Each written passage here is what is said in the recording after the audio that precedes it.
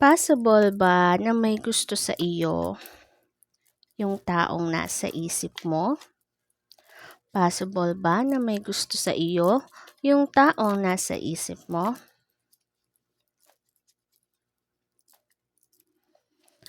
Okay, so we have Ace of Pentacles, no? Ikaw yung tipo ng tao na masasabi natin na napaka-lucky when it comes sa life, no? Baka sabihin mo naman, Ate Joy, hindi naman ako ganun ka-blessed, di naman ako ganun ka-lucky, no?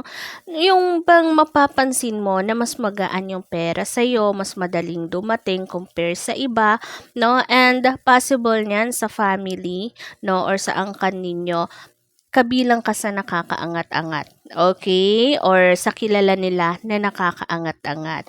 No? We also have the Fool. No? Mahilig ka sigurong mag-travel, maggala, mag-try ng mga new things. No? Oo, especially nakikita ko dito sa mga lugar. No? Masyado mong parang isa yung way excuse me, no? Isa yung way para mag-relax ka, no? Oo, isa sa nakikita ko dito is talagang pag may bagong lugar or parang spot, no, parang gustong-gusto mo itong puntahan, galaan, no, itry yung mga new things doon, new food, ganon, no?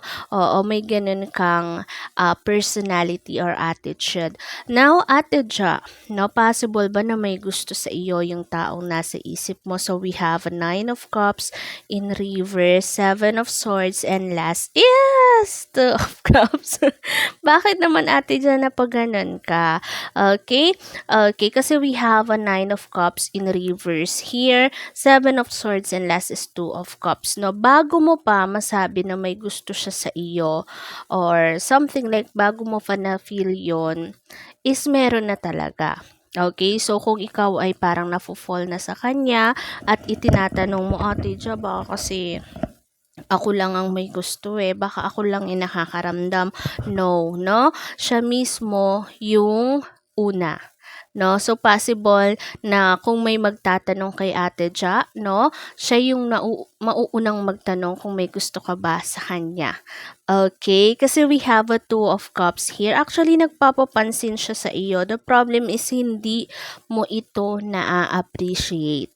Okay, pwedeng hindi ka kasi OA, like parang ayoko naman bigyan Ate Ja ng mga meaning yung mga kilos niya, mga ngiti niya, mga galaw niya, mga salita niya. Kasi 'di ba?